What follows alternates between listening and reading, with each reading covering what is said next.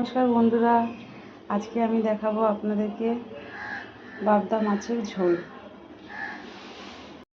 আমি এখানে ফ্রাই প্যানে তেল দিয়ে দেবো মাছটা ভাজার জন্য।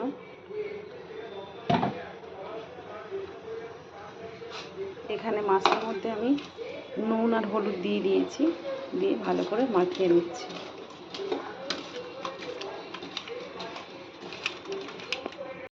গরম হয়ে গেছে, তো এই মাছটা ভীষণ ফাটে, বাগদা মাছ, সেই জন্য আঁচটা কম করে নিয়েই মাছটা ছাড়তে হবে।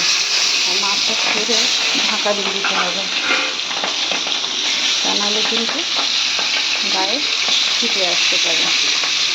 তো আমি একে একে সমস্ত মাছ দিয়ে দিচ্ছি। আপনারা দেখতেই পাচ্ছেন আমার মাছ ভাজা হয়ে গেছে। মাছ তুলে নিয়েছি, এবারে দিচ্ছি এর মধ্যে কালো জিরে।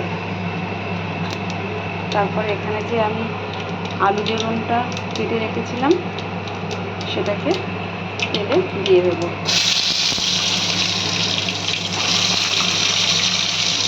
ভালো করে নাড়াচাড়া করে একটু লাল হয়ে গেলে বাকি মশলাগুলো অ্যাড করব। এখানে রয়েছে একটা টমেটো, আদা গ্রেট করা, আর 3খানা কাঁচা লঙ্কা। এবার এর মধ্যেই দিয়ে দেবো হলুদ গুঁড়ো 1 চামচ, লঙ্কার গুঁড়ো অল্প পরিমাণ মতন, আর দিয়ে দেবো জিরে গুঁড়ো, এটাও 1/2 চামচ, আর দিয়ে দেবো স্বাদ মতন নুন।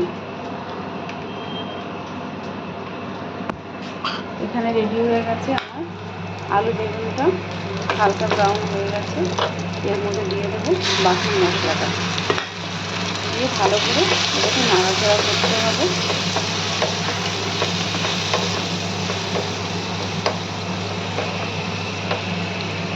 এখানে মশলাটা কষানো হয়ে গেছে, এবার আমি দিয়ে দেবো 1 বাটি জল।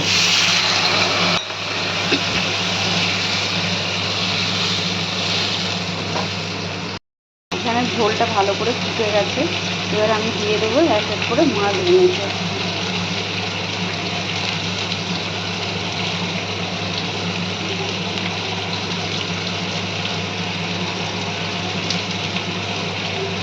মাছগুলো দেওয়া হয়ে গেছে, এবার ঢাকা দিয়ে রাখবো। ঢাকা দিয়ে 5টা মিনিট রাখার পরেই হয়ে যাবে। এখানে দেখতেই পাচ্ছেন খুব সুন্দর একটা কালার এসছে। আমার আলু বেগুনের বাগদা মাছের ঝোল রেডি। এর মধ্যে দিয়ে দেবো অল্প একটু ধনেপাতা কুচি। খুব সুন্দর খেতে হয়, আপনারা বাড়িতে করে খেয়ে দেখতে পারেন। আর ভালো লাগলে লাইক করবেন, শেয়ার করবেন।